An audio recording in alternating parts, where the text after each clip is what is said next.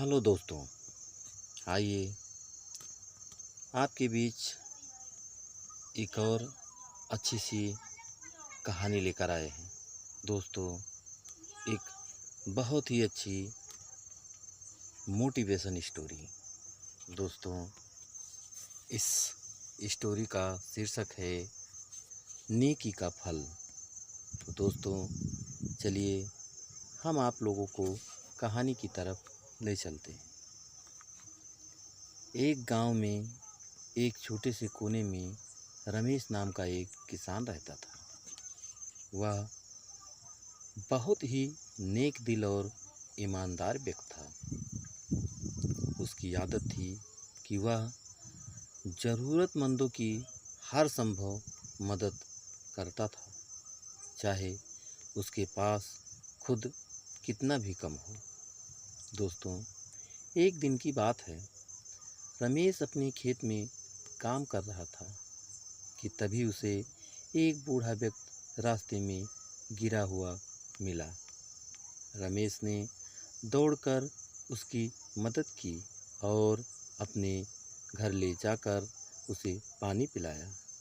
बूढ़ा बहुत कमज़ोर था, भूख भी लग रही थी।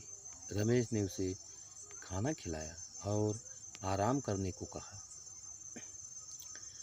बूढ़े व्यक्ति ने आंखों में आंसू भरकर कहा, बेटा,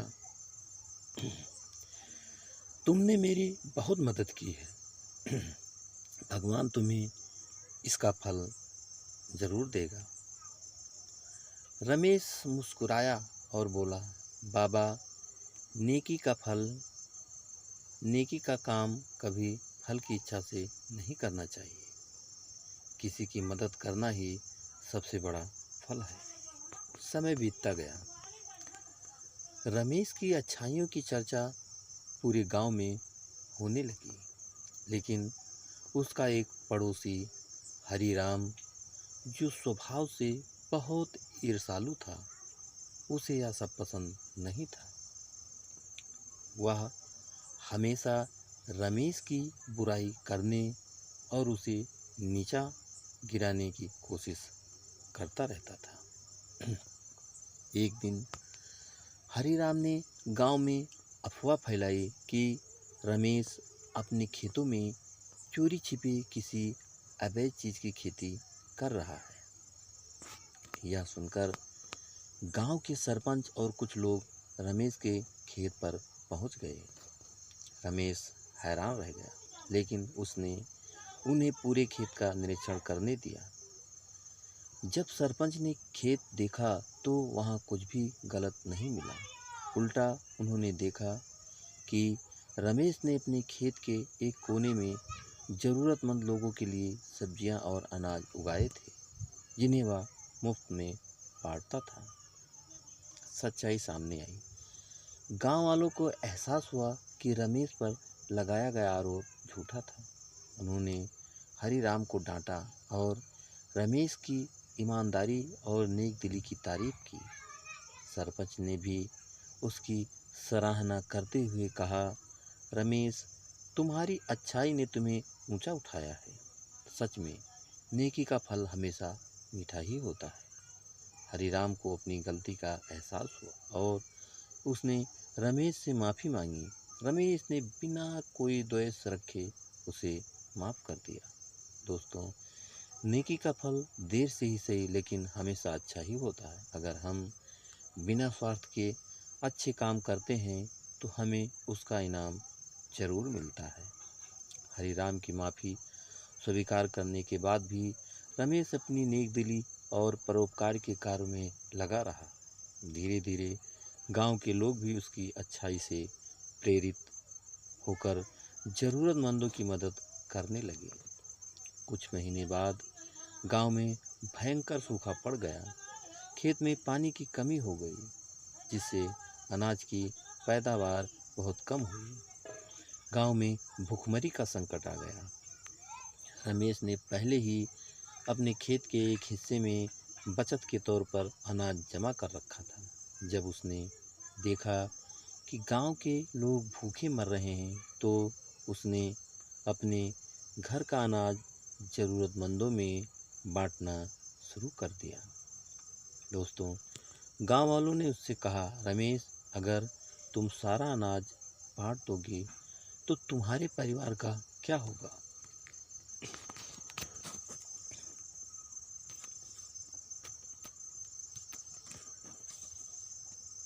रमेश मुस्कुराया और बोला, अगर हम एक दूसरे का सहारा बनेंगे तो हम सब मुश्किल घड़ी को पार कर लेंगे। रमेश का यह त्याग देखकर भगवान भी प्रसन्न हुए।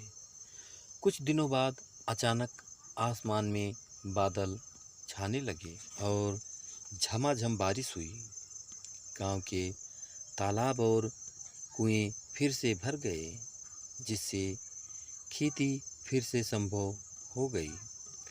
गांव वालों ने राहत की सांस ली और यह मान लिया कि यह सब रमेश की नेकी का फल है। हरिराम, जो कभी रमेश का विरोधी था, उसकी यह उदारता देखकर पूरी तरह बदल गया। वह रमेश के पास गया और बोला, भाई, पहले मैं तुमसे जलता था, लेकिन आज समझ आया कि सच्ची खुशी दूसरों की भलाई में ही है। अब मैं भी ज़रूरतमंदों की मदद करूँगा। रमेश ने खुशी खुशी उसे गले लगाया और कहा, नेकी बांटने से बढ़ती है हरिराम। अब से हम सब मिलकर गांव को खुशहाल बनाएंगे। रमेश की नेकी का फल सिर्फ उसे ही नहीं मिला, बल्कि पूरे गांव को मिला। उसकी अच्छाई ने गांव में प्रेम, सहयोग और भाईचारे का माहौल बना दिया। गांव के लोग एक दूसरे की मदद करने लगे और धीरे धीरे गांव संपन्न हो गया। सीख: नेकी का फल हमेशा मीठा होता है और वह सिर्फ हमें ही नहीं, बल्कि समाज को भी सुख और समृद्धि देता है। दोस्तों,